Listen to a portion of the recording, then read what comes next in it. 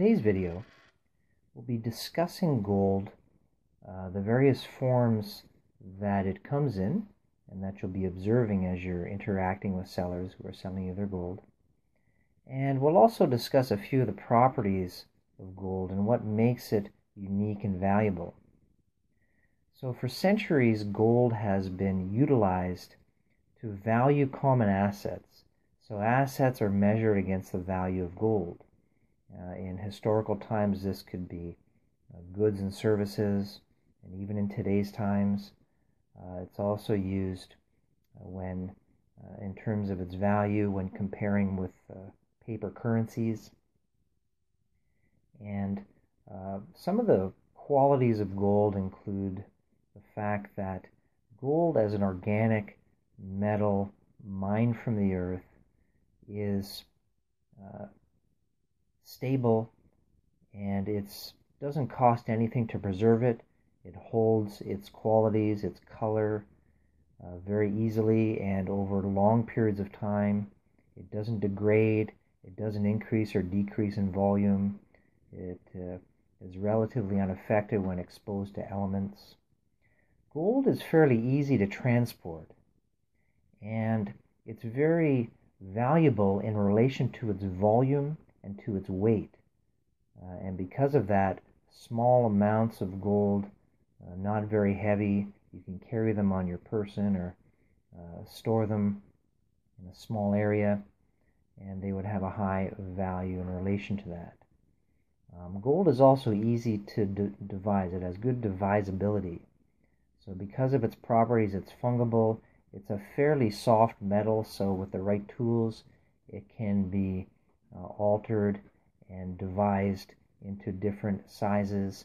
So in the case of bullion or coins, for example, you'll find 1 ounce coins, half-ounce coins, 10-ounce bars, also in metric system kilograms and so on.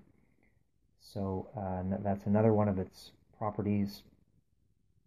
And gold is very recognizable by the nature of its color. It usually comes in the form of yellow, although there are white gold.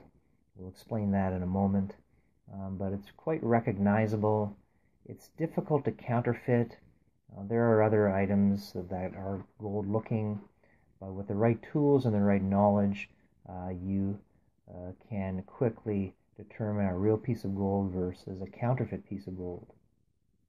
Now, the interesting thing with regards to it being mined from the Earth's crust is that it is thought that there is a great amount of gold at the core of the Earth.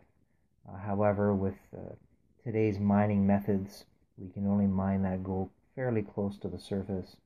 So, the fact that there's a finite amount of gold that we can mine using the mining methodologies that we have today. Now, in front of us here, we have a few examples of the forms that gold comes in. So when you encounter gold, it may be in the form of gold jewelry. And what you see up here are 3 examples of gold bracelets. The first one is just a 14-karat gold bracelet that has been formed by a jeweler with a nice pattern on it. The next one down is what's called a tennis bracelet. This is a gold bracelet that has alternating, in this case, diamonds and sapphires. So it has a nice shine and sparkle to it. Next one down is an 18-karat gold bracelet with purple amethysts set into the bracelet. Gold also comes in the form of rings. So you see this ring here. This is a plain 14-karat gold ring, and it was actually, the design on it is a First Nations design. Gold also comes in the form of pendants. This one has a cross, or religious pendant. It also comes in the form of bangles. You can see a couple more ring examples here. This one over here is a plain gold ring. This one here is a ring that has 3 diamonds in it. The one on the right here is actually white gold. White gold is very popular these days in the jewelry industry. People love white gold, and it becomes white when you mix the yellow gold, traditional gold, yellow gold color, which starts out yellow, but when mixed with an alloy, it makes white gold, and the alloy that's usually used is either silver or palladium. And so you can see this white gold ring over here. It has a stone in it as well. This one happens to be an aquamarine. And finally, on the right here, we have some earrings. And actually, this is an earring set with a pendant. And these are interesting because they're quite old. They're vintage earrings. And instead of the pierced ear style, it was the screw-on style, where you screw it to the ear. And you see the pendant here as well. And these are actually set with black diamonds. Other forms of gold that you'll encounter are in the form of gold bullion. On the left here, this is gold bullion. It has a beautiful design on it, and this happens to be a 5-gram gold bar or wafer, and it was made by a famous Swiss refiner. The one next to it is another 5-gram gold wafer. This is from a different refiner, very famous, internationally respected gold refiner. You'll also find gold in coins quite frequently. And there's many different forms of coins. This one here is a 1-ounce gold coin. It was made, this one happens to be made by the Royal Canadian Mint, and it's what's called a 1-ounce maple leaf. That is a traditional name. And you can see up here it says Canada, has a maple leaf on it.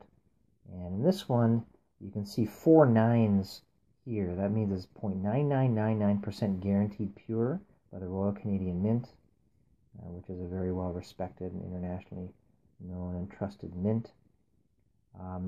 Canada, incidentally, the Royal Canadian Mint is the only refiner and mint at this moment that has a coin that is guaranteed 5 nines purity, 0.99999 pure. So they've been able to utilize their manufacturing processes to refine it down to 5 nines purity. It's close to 100% pure as you can get. Now, mints will often distinguish coins, sometimes from year to year. Sometimes they'll have limited edition coins and bars and different types of bullion. These are what are called numismatic coins, as they have value far beyond their gold content.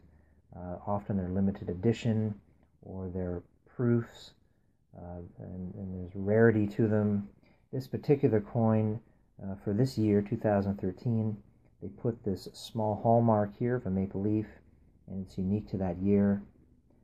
This is a whole interesting topic all on its own that we'll be discussing in future videos. Other forms of coinage, and keep in mind that in previous decades and previous centuries, gold was typically found in coins that were used as money and currency. It's only recently, and mainly from World War I and afterwards, where gold and silver, in fact, have been removed from the coinage of most countries. But back in the day, countries would issue their currency and their coins with gold content, and this one happens to be from Mexico. It's 22 karat gold, almost pure gold. And then the one next to it is a great example of an ancient coin. This particular coin is from ancient Greece. It depicts Alexander the Great with the lion head on his hair, and these were used as a medium of exchange back then, centuries ago, and this is a great example of an ancient coin. And here again, these ancient coins have tremendous value beyond their gold content, as they're very rare, they're in high demand. The quality of them is, or the condition of them, I should say, is a factor. Some of them are in not so great condition because they're so old. But gold, as you can see, even when it's centuries old, it still retains that gold color. And it's a beautiful example of a coin that was used centuries ago. So I hope that's been interesting and informative for you. We're delighted to teach these things to you. And having a history of gold and how it is used, what forms it comes in, will be very helpful to you when you are going about your gold business. Thanks very much.